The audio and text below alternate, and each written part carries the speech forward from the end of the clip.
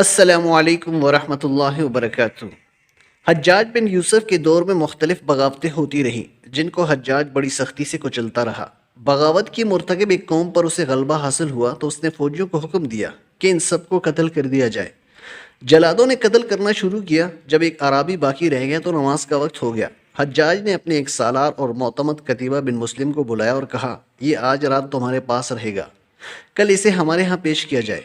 قتیبہ بن مسلم کہتے ہیں کہ میں نے اس عرابی کو اپنے ہمراہ لیا اور گھر کی طرف چل دیا۔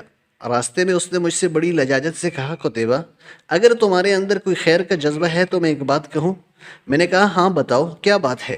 کہنے لگا، میرے پاس لوگوں کی امانتیں ہیں اور کل حجاج مجھے قتل کرنے والا ہے۔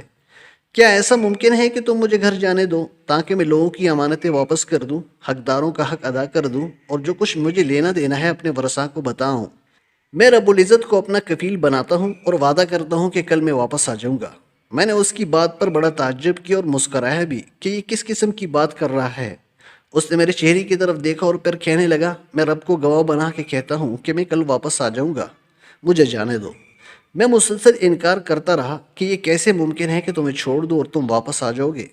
اس شخص کا اصرار جاری رہا اور مسلسل میری منت سماجت کرتا رہا، حتیٰ کہ مجھے اس پر ترس آ گیا اور اعتبار کر لیا۔ چنانچہ میں نے اسے گھر جانے کی اجازت دے دی۔ جیسے ہی عرابی کو اجازت ملی وہ فوراً اپنے گھر روانہ ہو گیا، اور ادھر اس کے جانے کے بعد مجھے پچھتاوا لگ گیا کہ یہ میں نے کیا کر دیا، اسے کیوں چھوڑ دیا؟ یہ ممکن ہی نہیں کہ وہ واپس آ جائے۔ ادھر حجاج کا ڈر کہ اس کو قیدی نہ دیا تو اس کا میرے ساتھ کیا سلوک ہوگا۔ بہرحال وہ رات میری زندگی کی سب سے بھیانک رات تھی جو مسلسل غم اور مناجات میں گزری۔ اگلے دن صبح سویرے ہی میرے گھر کا دروازہ کسی نے کھٹکھٹایا تو میں فوراً باہر گیا۔ دیکھا تو وہ عرابی دروازے پر کھڑا تھا۔ میں نے اس کو دیکھا تو میری جان میں جان آ گئی۔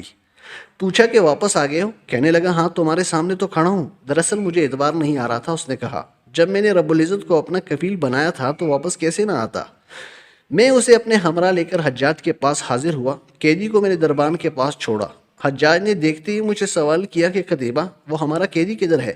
میں نے کہا، امیر کی خیر اور سلامتی ہو، دروازے پر کھڑا ہے۔ میں دروازے کی طرف لپٹ کر اور اس کو حجاج کی خدمت میں پیش کر دیا اور رات والا واقعہ بھی بیان کر دیا۔ حجاج نے اس قیدی کو اوپر سے نیچے، نیچے سے اوپر دیکھنا شروع کر دیا، گویا وہ کوئی فیصلہ کر رہا ہے۔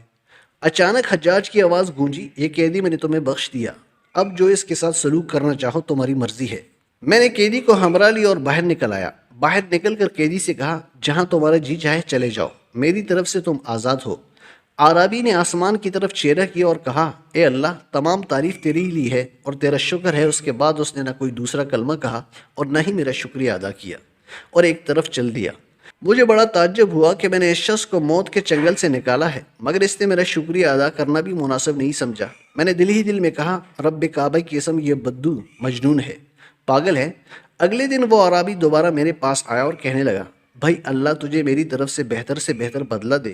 اللہ کی قسم، میں نے کل جاتے ہوئے جو اللہ تعالیٰ کی حمد و ثنا بیان کی تھی اور اس کا شکریہ ادا کیا تھا اور تیرا کوئی شکریہ ادا نہ کر سکا، اس کا مجھے خیال ہے تم برا مت ماننا۔ میں نے ایسا اس لیے کیا کہ یہ بات مجھے اچھی نہ لگی کہ اللہ تعالیٰ کی حمد و ثنا اور اس کے شکر میں کسی غیر کو شریک کروں۔